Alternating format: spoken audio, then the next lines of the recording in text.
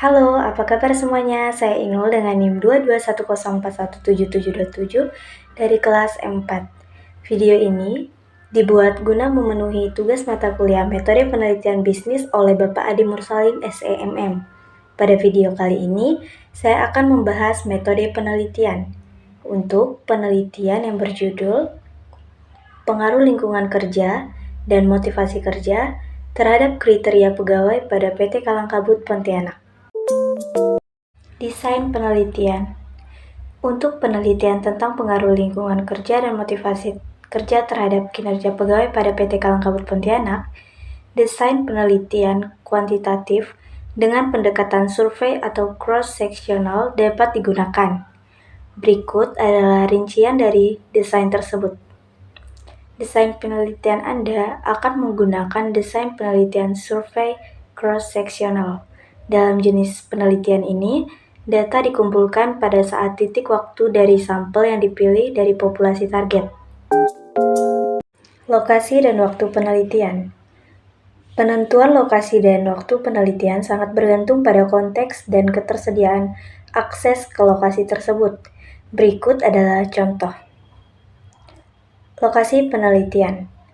Lokasi penelitian adalah PT Kalangkabut Pontianak. Ini bisa mencakup semua departemen atau unit kerja dalam perusahaan atau mungkin terfokus pada departemen atau unit kerja tertentu tergantung pada tujuan penelitian Anda. Selanjutnya, waktu penelitian. Waktu penelitian biasanya ditentukan berdasarkan beberapa faktor seperti jadwal responden, ketersediaan akses ke lokasi, dan batas waktu untuk menyelesaikan penelitian. Misalnya, Anda dapat melakukan penelitian ini selama periode 3 bulan, atau misalnya Januari hingga Maret 2024. Dalam periode ini, Anda akan mengumpulkan data melalui survei atau kuesioner yang disebarkan kepada pegawai di PT Kalangkabut Pontianak. Populasi dan sampel. Yang pertama kita akan membahas populasi. Populasi dalam penelitian ini adalah semua pegawai PT Kalangkabut Pontianak. Misalkan, jika perusahaan memiliki 500 pegawai, maka populasi penelitian adalah 500 orang. Selanjutnya, sampel. Sampel adalah sekelompok individu yang dipilih dari populasi untuk memiliki seluruh populasi. Pemilihan sampel bisa dilakukan dengan berbagai metode sampling, seperti simple random sampling, staffed sampling, atau purposive sampling. Misalnya, jika Anda memilih untuk mengumpulkan metode simple random sampling, di mana setiap anggota populasi memiliki peluang yang sama untuk dipilih menjadi sampel, Anda harus menentukan ukuran sampel yang akan digunakan. Penentuan jumlah sampel dari populasi yang tidak diketahui. Jika jumlah populasi tidak diketahui, peneliti biasanya menggunakan ukuran sampel yang telah ditentukan berdasarkan pengalaman sebelumnya, studi serupa atau berdasarkan ketersediaan sumber daya. Namun, untuk peneliti kuantitatif yang tidak ingin menghasilkan temuan yang tidak digeneralisasi ke populasi yang lebih besar, peneliti sering merujuk pada aturan praktis atau tabel ukuran sampel. Penentuan jumlah sampel menurut para ahli.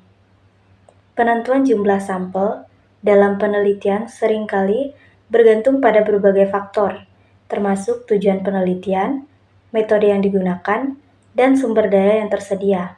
Beberapa ahli statistik dan metodologi penelitian telah memberikan panduan untuk menentukan ukuran sampel. Berikut beberapa pendapat mereka. Yang pertama, Cochrane pada tahun 1977 mengusulkan rumus untuk menghilangkan ukuran sampel ideal untuk populasi tak terhingga, seperti yang saya sebutkan sebelumnya.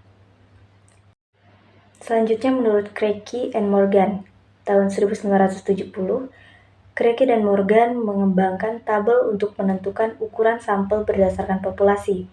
Misalnya, jika populasi adalah 500 orang, maka ukuran sampel yang disarankan adalah 217 orang. Teknik pengambilan sampel. Terdapat beberapa teknik pengambilan sampel yang bisa Anda gunakan dalam penelitian, tergantung pada tujuan penelitian dan sifat populasi. Berikut ini adalah beberapa teknik pengambilan sampel. Yang pertama, simple random sampling. Yang kedua, stratified random sampling. Yang ketiga, cluster sampling. Yang keempat, systematic sampling. Yang kelima, quota sampling, non-probabilistic. Yang keenam, purposive of judgmental sampling, non-probabilistic. Yang ketujuh atau yang terakhir, convention sampling, non-probabilistic. Metode pengumpulan data. Berikut merupakan metode pengumpulan data, di antaranya survei, wawancara, observasi, analisis dokumen, studi kasus, eksperimen, kuesioner, dan focus group discussion. Sumber data. Yang pertama yaitu sumber manusia atau human source yang terdiri dari wawancara, survei, dan focus group discussion atau yang sering disingkat dengan FGD. Yang kedua, sumber dokumen atau documentary source, yakni meliputi dokumen tertulis, rekaman audio atau video, dan arsip atau basis data. Yang ketiga, sumber observasi atau observational source, yakni meliputi pengamatan secara langsung. Berikutnya, sumber sekunder, secondary source, meliputi data yang ada dan sumber daring atau online source. Berikutnya, sumber sensor dan teknologi cerdas, sensor and smart technologies, meliputi sensor fisik dan Internet of Things, IoT. Berikutnya, sumber catatan medis dan kesehatan, medical and health records, meliputi rekapan medis dan data kesehatan masyarakat. Berikutnya, sumber visual, visual search, meliputi gambar dan video. Dan selanjutnya, sumber percakapan dan interaksi, conversation source, meliputi chat logs dan rekaman percakapan. Uji validitas dan reliabilitas. Uji validitas dan reliabilitas adalah dua konsep penting dalam penelitian untuk memastikan bahwa instrumen pengukuran atau alat yang digunakan adalah akurat dan konsisten. Berikut penjelasan singkat tentang keduanya. Yang pertama, validitas. Validitas mengacu pada sejauh mana instrumen pengukuran mengukur apa yang seharusnya diukur. Dalam kata lain, validitas mengukur sejauh mana alat tersebut benar-benar mengukur konsep atau variabel yang dituju. Terdapat beberapa jenis validitas. Terdiri dari validitas konten, validitas konstruksi, dan validitas kriteria. Selanjutnya, uji reliabilitas. Reliabilitas mengacu pada sejauh mana instrumen pengukuran menghasilkan hasil yang konsisten dan stabil ketika diukur ulang dalam situasi yang sama atau mirip.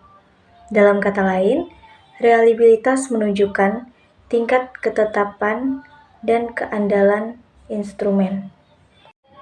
Terdapat beberapa metode untuk mengukur reliabilitas, termasuk uji ulang, konsistensi internal, parallel form reliability, dan reliabilitas pengamatan. Variabel penelitian. Dalam penelitian bertujuan untuk mengetahui pengaruh lingkungan kerja dan motivasi kerja terhadap kinerja pegawai, variabel-variabel penelitian yang umumnya digunakan adalah yang pertama, variabel independen atau penyebab.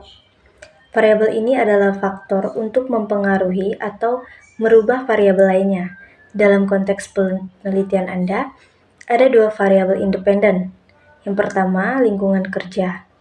Ini bisa mencakup berbagai aspek seperti kondisi fisik tempat kerja, misalnya ventilasi, penerangan, kebersihan. Fasilitas kerja, misalnya peralatan dan mesin, serta hubungan antar kolega dan atasan. Yang kedua, motivasi kerja. Ini bisa mencakup motivasi intrinsik seperti kepuasan dalam pekerjaan dan minat terhadap tugas, dan motivasi ekstrinsik seperti gaji, insentif, dan promosi. Selanjutnya, variabel dependen atau akibat. Variabel ini adalah hasil untuk efek dari variabel independen. Dalam konteks penelitian Anda, pertama, kinerja pegawai. Ini bisa diukur melalui berbagai indikator seperti produktivitas, kualitas pekerjaan, ketetapan waktu dalam penyelesaian tugas, atau melalui penilaian kinerja formal oleh atasan. Selanjutnya, variabel kontrol. Variabel ini mungkin mempengaruhi hubungan antara variabel independen dan dependen, tetapi bukan fokus untuk penelitian Anda. Misalnya, demografi pegawai seperti usia, jenis kelamin, dan pendidikan. Pengumpulan data untuk setiap variabel biasanya dilakukan melalui survei atau wawancara dengan pertanyaan-pertanyaan yang dirancang untuk mengukur setiap aspek dari lingkungan kerja, motivasi kerja, dan kinerja pegawai. Teknik analisis data. Dalam penelitian yang bertujuan untuk mengetahui pengaruh lingkungan kerja dan motivasi kerja terhadap kinerja pegawai, teknik analisis data yang digunakan adalah regresi linear berganda. Berikut adalah langkah-langkahnya. Yang pertama, pengkodean data. Yang kedua, pemeriksaan asumsi. Yang ketiga, analisis regresi linear berganda. Yang keempat, interpretasi hasil. Dan yang terakhir, melakukan laporan hasil. Asumsi klasik. Asumsi klasik dalam regresi linear meliputi linearitas, independence, homoskedastisitas, dan normalitas, tidak ada multikolinearitas. Melanggar asumsi-asumsi ini dapat menghasilkan estimasi koefisien yang bias atau tidak efisien dan tes hipotesis yang salah. Oleh karena itu, sangat penting untuk memeriksa asumsi-asumsi ini sebelum melakukan analisis regresi linear berganda dan menafsirkan hasilnya.